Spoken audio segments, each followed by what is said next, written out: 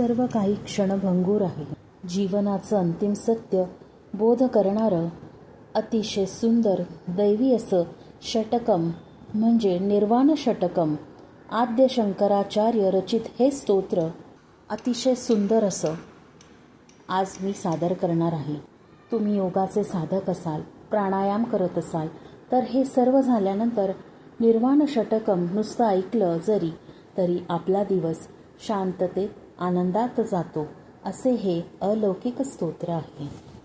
मनोबुद्ध्यहंकार चित्तानि नाहं न च श्रोत्रजिह्वे न च घ्राणनेत्रे न च व्योमभूमिर्न तेजो न वायुः चिदानन्दरूप शिवोऽहं शिवोऽहं चिदानन्दरूप शिवोऽहं शिवोऽहं.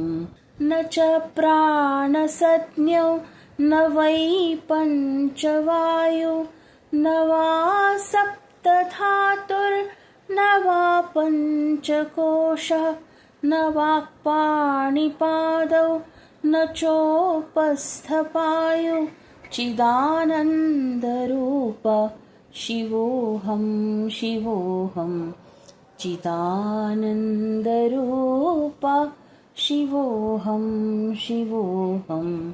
न मे द्वेषरागौ न मे लोभमोहो मदो नैव मे नैव मात्सर्यभावः न धर्मो न चार्थो न कामो न मोक्षः चिदानन्दरूप शिवोऽहं शिवोऽहं चिदानन्दरूप शिवोऽहं शिवोऽहं.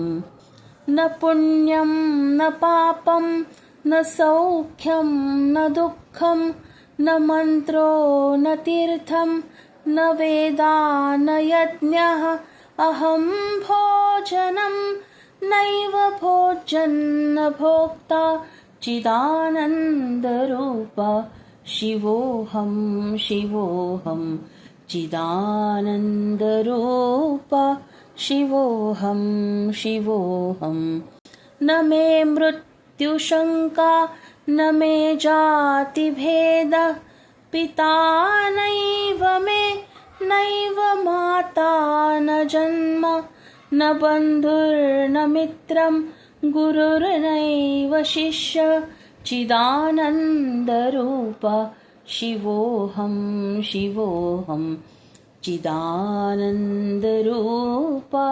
शिवोऽहं शिवोऽहं. अहं निर्विकल्पो निराकाररूपो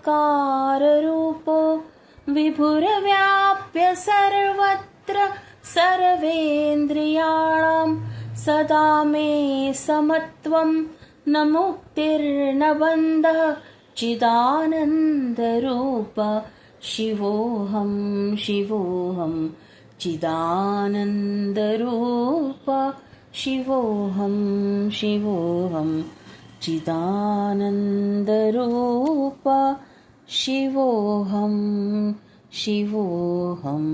आपल्याला जर ही पोस्ट आवडली असेल तर कमेंटमध्ये श्री स्वामी समर्थ लिहायला विसरू नका. चॅनलला लाईक करा, शेअर करा आणि सबस्क्राईब जरूर करा.